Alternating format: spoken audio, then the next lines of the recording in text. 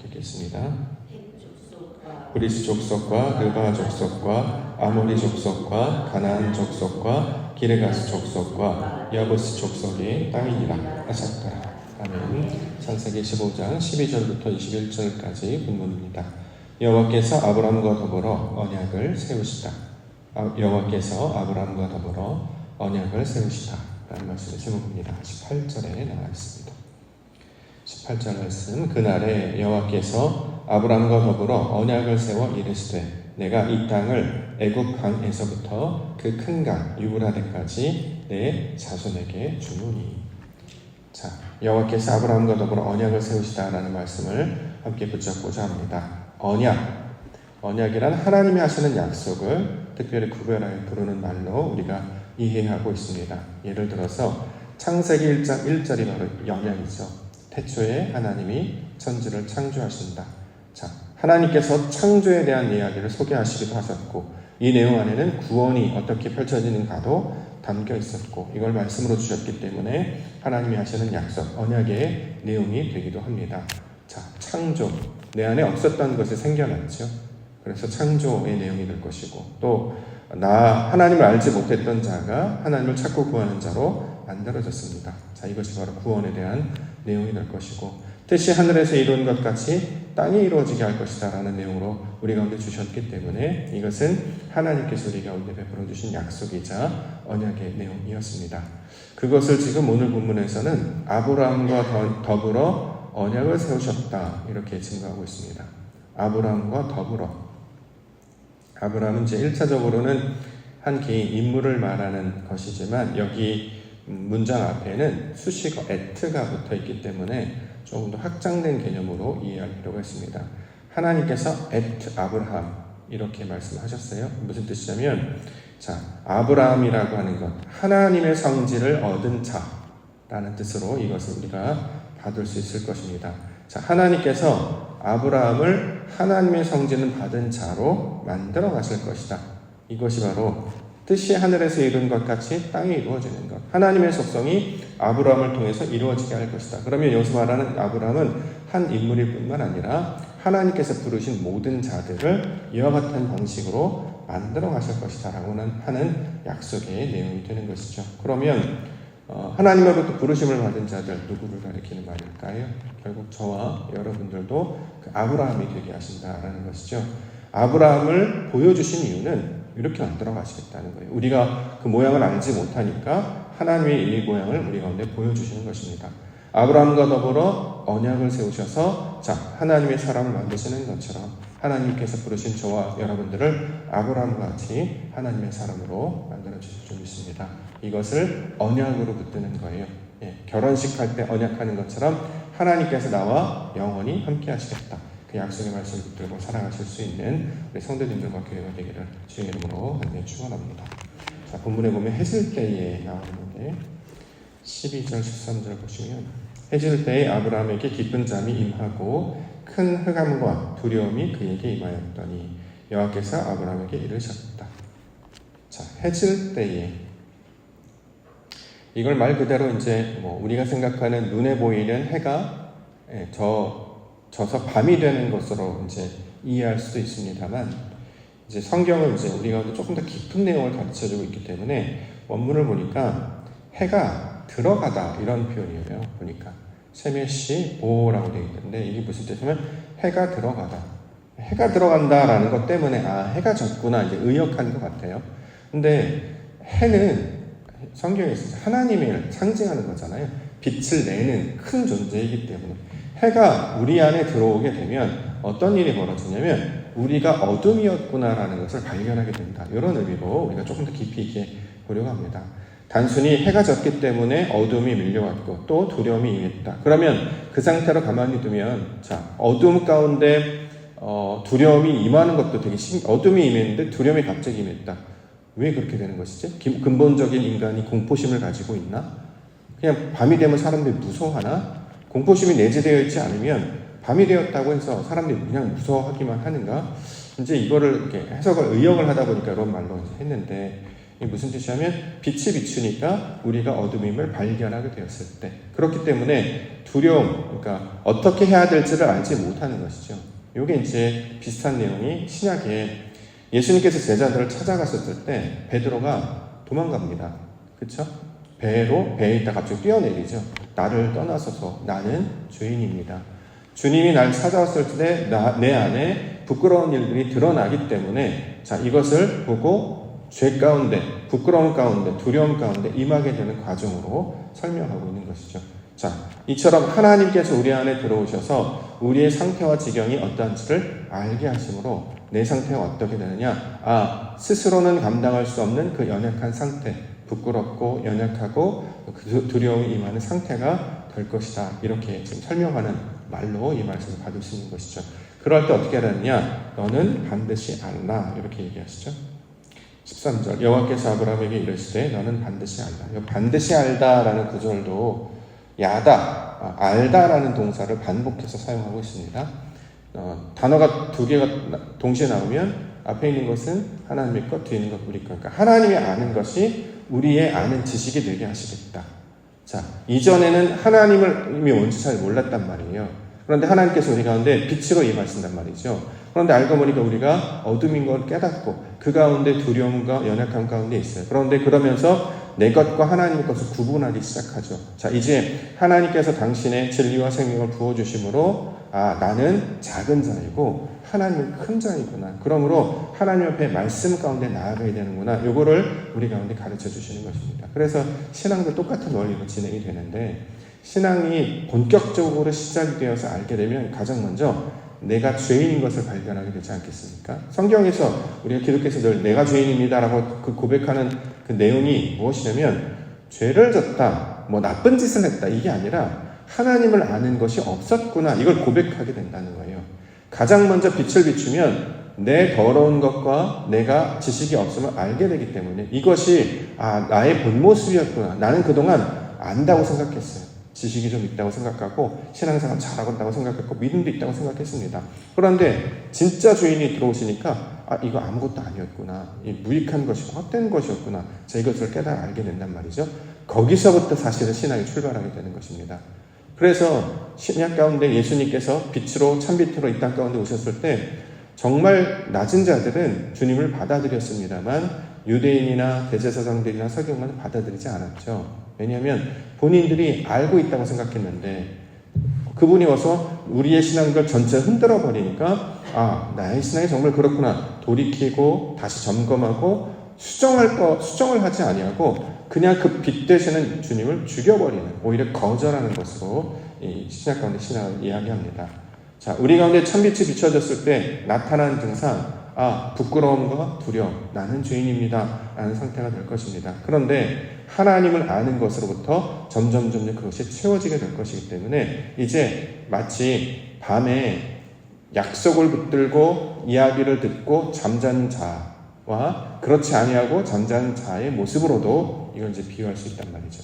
그냥 있는 그대로 문자적으로 해석한다고 하면 해질 때 깊은 잠과 흑암이 두려움이 임했습니다. 그냥 내버려두면 악몽을 꾸겠죠.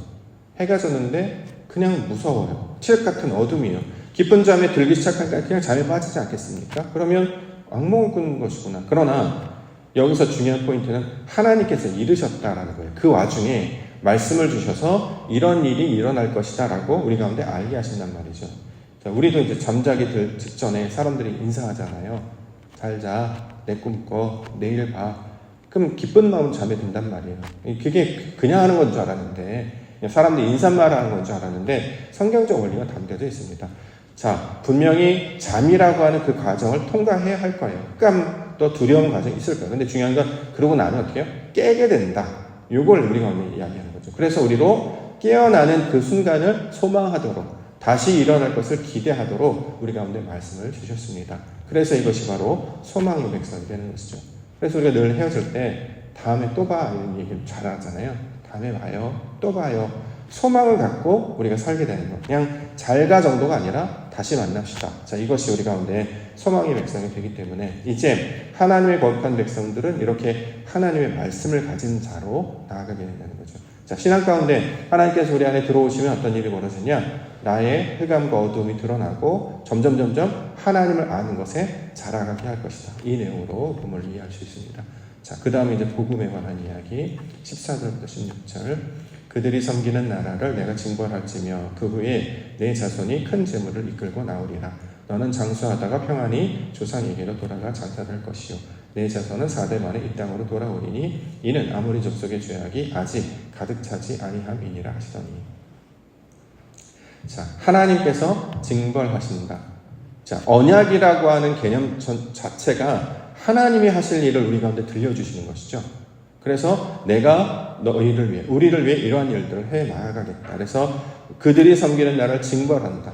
여기서 이제 그들이 섬기는 나라는 이제 애굽을 상징하는데, 애굽이라고 하는 것은 우리의 육체적 상태를 가리키는 말이었잖아요. 자, 하나님의 빛이 우리 가운데 들어오시면 내 연약함, 내 무지함, 나의 헛됨, 나의 불순종함, 이런 죄성이 가득한 걸 알게 됩니다. 이걸 어떻게 극복해내느냐? 우리 스스로는 이걸 극복이 안 돼요. 우리가 뭐 습관 하나를 제대로 바꾸려고 해도 얼마나 많은 수고와 노력이 필요합니까? 특별히 기질이나 성질이나 원래 타고난 것들은 웬만해서 잘 바뀌지 않는단 말이죠. 그런데 하나님께서 그것을 다스리시겠다.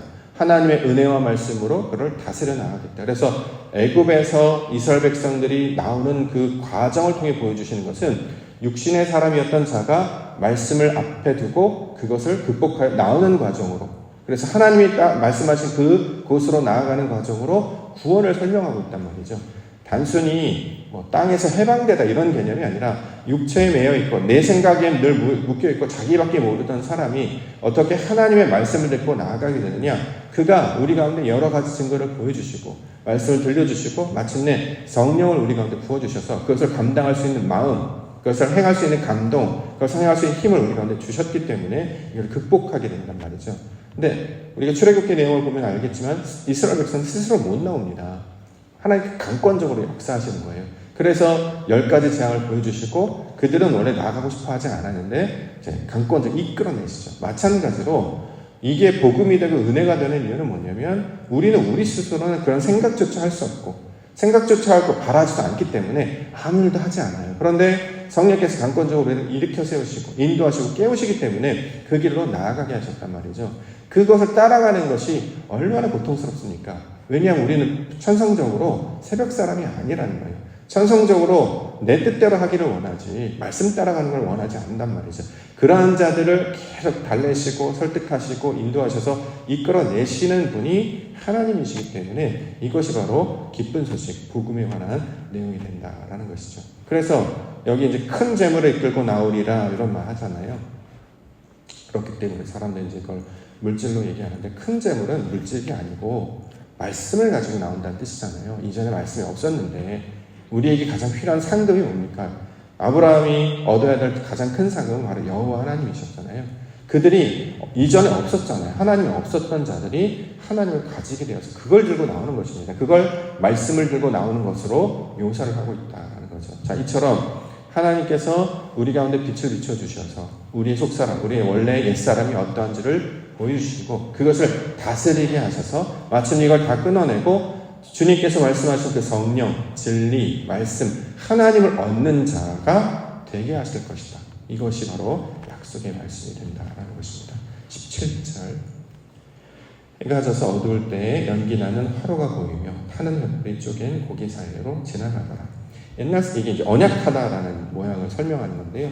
옛날 사람들은 언약을 어떻게 하냐면 동물을 갖다 놓고 그걸 반으로 쪼개요. 그리고 두 사람이 양쪽에 한 번씩 왔다 갔다. 내가 한번 지나고 저 사람 한번 왔다 가면 그럼 이제 계약이 성립이 되는 것입니다. 약속하다라는 뜻입니다. 근데 오늘 본문에 보면 하나님께서 지나가세요. 횃불로 지나가세요. 근데 아브라함은 그런 이야기가 없습니다. 자, 약속은 언약은 하나님이 지키시는 거예요. 우리가 하는 게 아니고. 우리는 책임이 없냐. 그게 아니라 하나님께서 우리를 끝까지 일으키셔서 그가 하실 모든 내용들을 이 횃불이 쪼갠 고기 사이로 지나감을 통해서 이 언약을 완성하시겠다라는 말씀으로 우리 가운데 주고 있습니다. 그래서 이 언약을 세우다라는 말이 원래 어원은 자르다에서 왔습니다. 그래서 카라트라고 이야기하죠. 우리가 결혼식 할 때 말씀 예배를 한번 들었는데 케이크를 자르잖아요. 왜 자를까요? 어떤 모르는 사람들은 케이크 나눠 먹으려고 그러는데 그런 의미가 아니에요. 약속하다예요. 결혼이 약속이잖아요. 그래서 케이크를 자르는 거예요. 그 자르는 게 어디서 왔느냐? 성경에서 왔다는 거죠. 히브리 개념이 어떤 걸 자를 때 이거는 서로 간에 그러니까 자르다라는 거, 그 동물의 사체처럼 그걸 지나가는 이유는 지키지 않으면 죽음이 말이라 이 뜻이에요.